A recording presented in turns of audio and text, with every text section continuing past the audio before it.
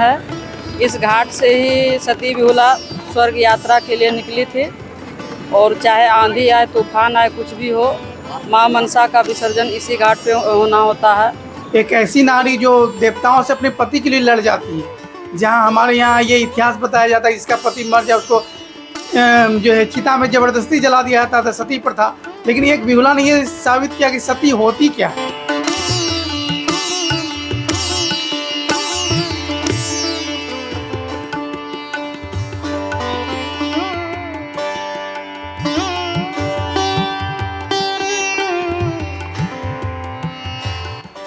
इसका पति मर जाए, वो देवताओं से लड़ के भी वापस ले आती है।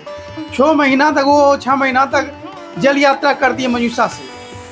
और सनातन धर्म में बाएं हाथ से पूजा को अशुभ माना जाता है, लेकिन भागलपुर के प्रसिद्ध पूजा में से एक मां मनसा की पूजा बाएं हाथ से ही होती है।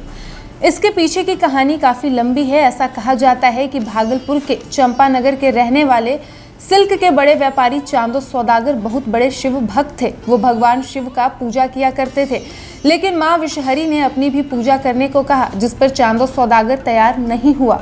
विषहरी भगवान शिव की पुत्री थी। अपने पिता को ये बात बताई। भगवान शिव अपनी पुत्री को कहे कि तुम्हारी पूजा चांदो सौदागर ही कर सकता है।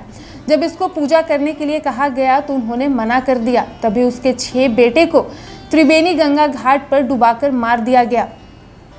उसके बाद उसका एक बेटा बाला लखेंद्र बचा। उसकी शादी बिहुला से हुई। अपने 7वें पुत्र को बचाने के लिए उन्होंने लोहे का शयन कक्ष बनवाया, लेकिन उसमें भी विषहरी प्रवेश कर गई थी। अंत में उसे भी डस लिया। लखेंद्र की मौत हो गई। उसके बाद चांदो सौदागर पूजा को तैयार हुआ, लेकिन उसने एक शर्त रखा कि पूजा बाएं हाथ से करेंगे, जिसके बाद आज तक बाएं हाथ से ही उनकी पूजा होती है। लखेंद्र को जीवित करने के लिए मंजूसा बनाकर उस पर बिहुला लखेंद्र को लेकर स्वर्ग यात्रा को निकल गई। वहां से जीवित कराकर वापस ले आई। तभी से मां मनसा की पूजा प्रारंभ हुई।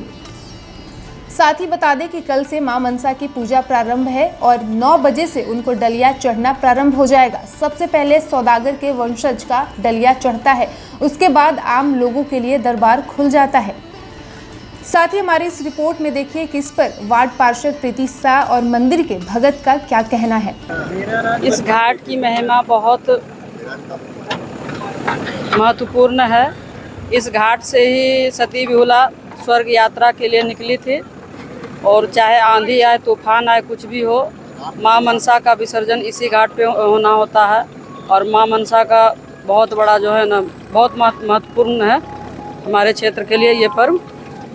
और हम लोग चाह रहे हैं कि इस घाट का निर्माण हो, पर हो तो नहीं पा रहा है। कोशिश में लगे हुए हैं। अगर सबों का सहयोग रहे तो घाट का निर्माण हो जाए, फिर विषहरी विसर्जन में कोई कठिनाई नहीं होगी। क्या नाम है? सोनी साहब, वार्ड पार्षद 2, वार्ड नंबर 2। डला चढ़ाने का मुहूर्त तो सुबह 5 बजे से प्रारंभ हो जाएगा।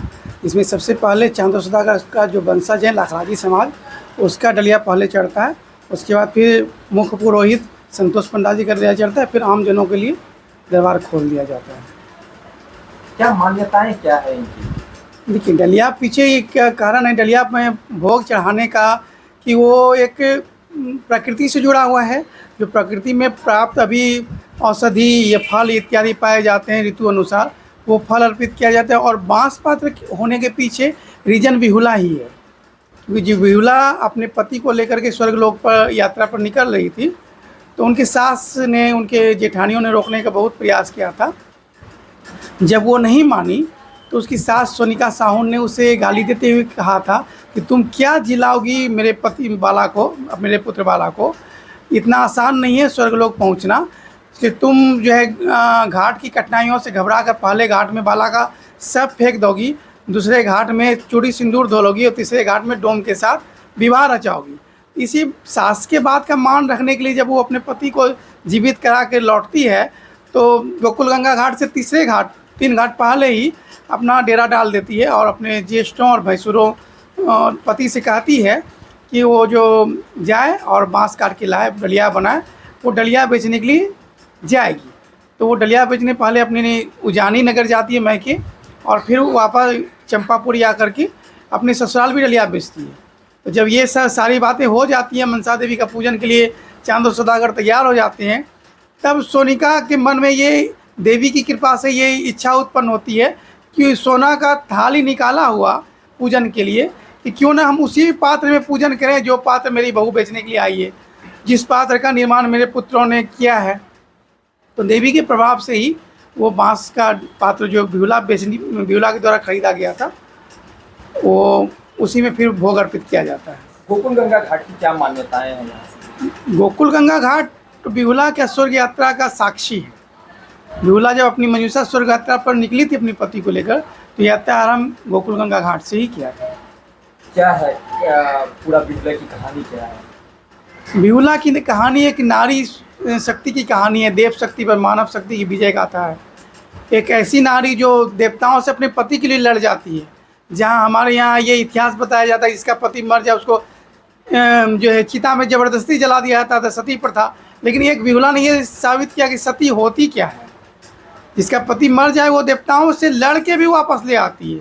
6 महीना तक जल यात्रा करती है मंजूषा से, और वो धुबरी जिला पहुंचती है असम का, जहां उसे कामाख्या की पुजारिन, कामाख्या की अनन्य उपासिका नितला धोबिन मिलती है, जो अपने पति और पुत्र को का सिरोच्छेद करके उसका पाट और खूटा बनाती थी, उस पर देवताओं का वस्त्र धोती थी, और उसी के माध्यम से बिहुला जो है स्वर्ग लोक जाती है और अपने पति को जीवित करा के पृथ्वी पर लौटती है और मनसा देवी की पूजा करवाती है। चांदो सौदागर का इसमें क्या भूमिका रहा था? चांदो सौदागर तो महानायक हैं। चांदो सौदागर सिल्क के व्यापारी हैं, रेशम का कारोबार करते थे, ताना बाना का काम करते थे, और वो पूरे वर्ल्ड में उनका व्यापार फैला हुआ था। सिर्फ व्यापार ही नहीं करते थे, फाइनेंस भी करते थे व्यापारियों को। तो ये तो इतिहास में दर्ज है उनकी कहानी। चांदो सौदागर कितने बड़े व्यापारी थे और महान शिव भक्त थे।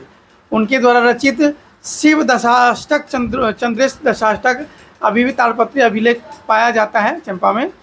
तो जिस तरह से रावण लिखे थे वो भी लिखे थे। वो शिव के महान भक्त थे, योगी थे, और महान मतलब बहुत बड़े व्यापारी थे।